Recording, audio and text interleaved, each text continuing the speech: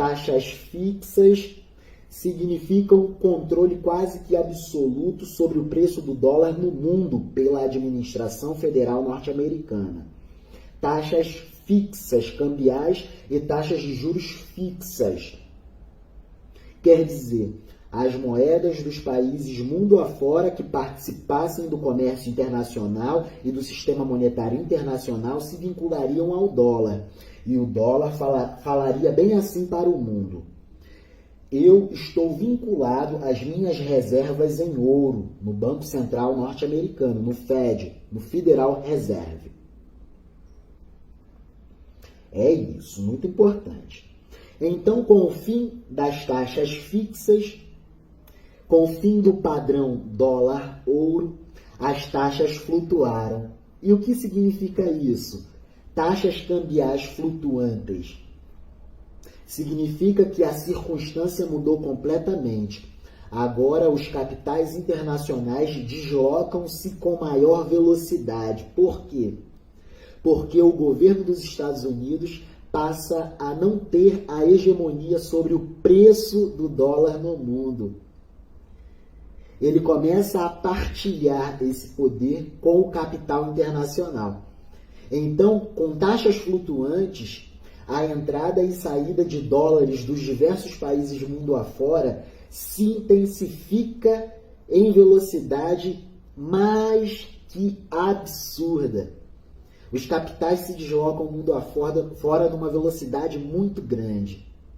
Capitais entrando e saindo de diversos países a todo momento. Taxas cambiais flutuantes. O preço do dólar flutua de acordo com o mercado internacional. Taxa de câmbio. E a taxa de juros? A taxa de juros passa a servir como um meio de se atrair dólares que estão navegando no mundo afora, entrando e saindo dos diversos países que participam do comércio internacional e do sistema monetário internacional.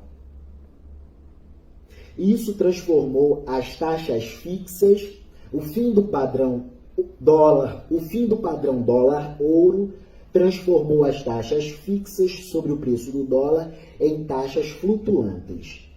O preço do dólar subiu porque o poder sobre o dólar começou a ser exercido partilhadamente e com grande preponderância pelo mercado financeiro global, liderado pelo mercado financeiro norte-americano. Eis o início do neoliberalismo. Esse é o contexto do início do neoliberalismo.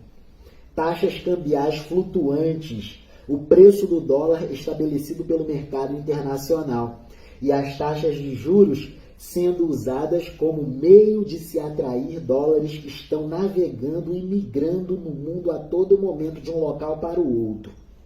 Mundo sem fronteiras. Globalização financeira esgarçada ao limite do impossível, do imaginário. Eis o início do neoliberalismo. Ainda na década de 1970, ocorreram duas grandes crises do petróleo. O primeiro choque do petróleo ocorreu em 1973, quando a Organização dos Países Exportadores de Petróleo, a OPEP, comandada pelos árabes, promoveu deliberadamente e intencionalmente o aumento de preços do petróleo por meio da redução da oferta de petróleo ao mundo. E quem era o maior consumidor de petróleo do mundo nessa época? Os Estados Unidos da América.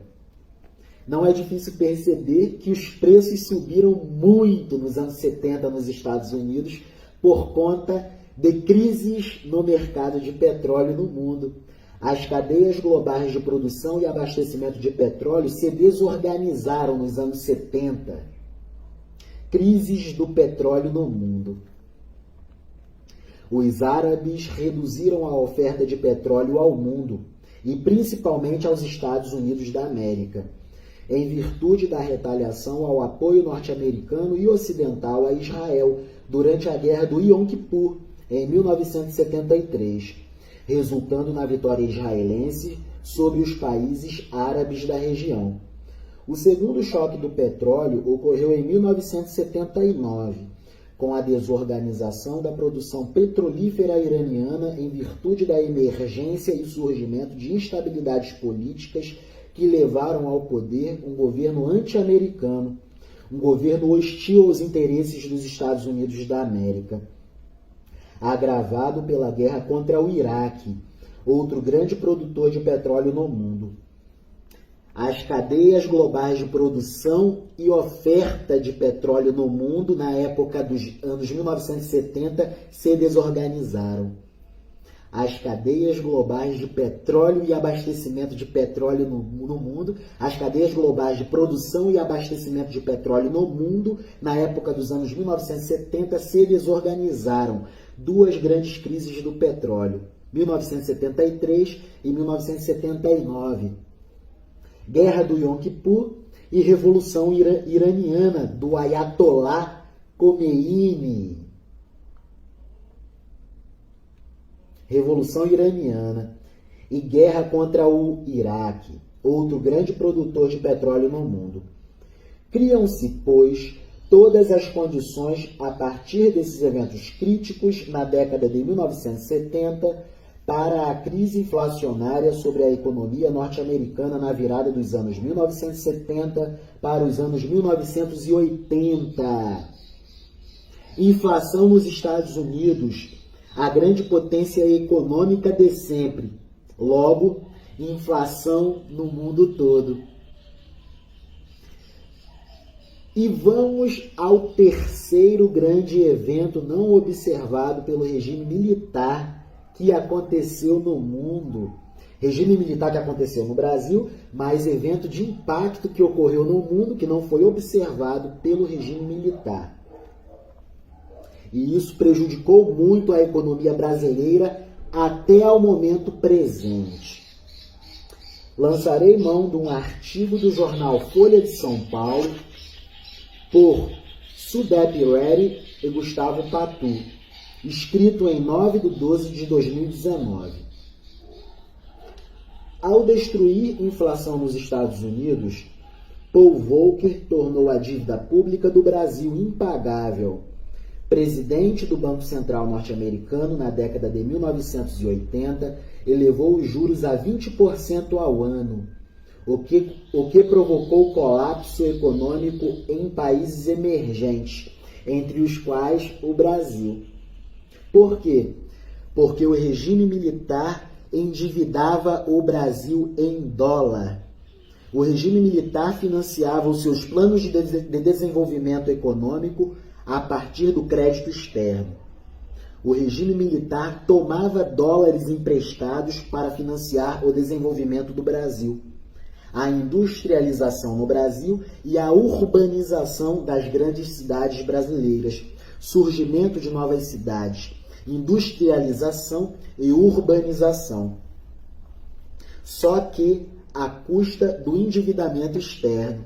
Logo, quando veio o ciclo econômico dos anos 1980, o Brasil morreu. Década perdida. Descontrole na moeda nacional. Perda de controle sobre a dívida federal. Por quê?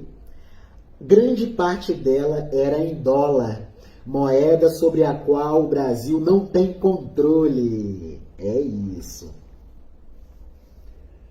Paul Volcker, que derrotou a inflação descontrolada como presidente do Banco Central norte-americano na década de 1980, morreu aos 92 anos de idade em casa no dia 8/12/2019, após uma longa doença. Ele se tornou um dos presidentes mais impopulares da história do Fed, Federal Reserve, Banco Central norte-americano. Paul Volcker elevou as taxas de juros nos Estados Unidos a até 20% ao ano, a fim de derrotar a disparada da inflação que consumia a economia dos Estados Unidos na década de 1970.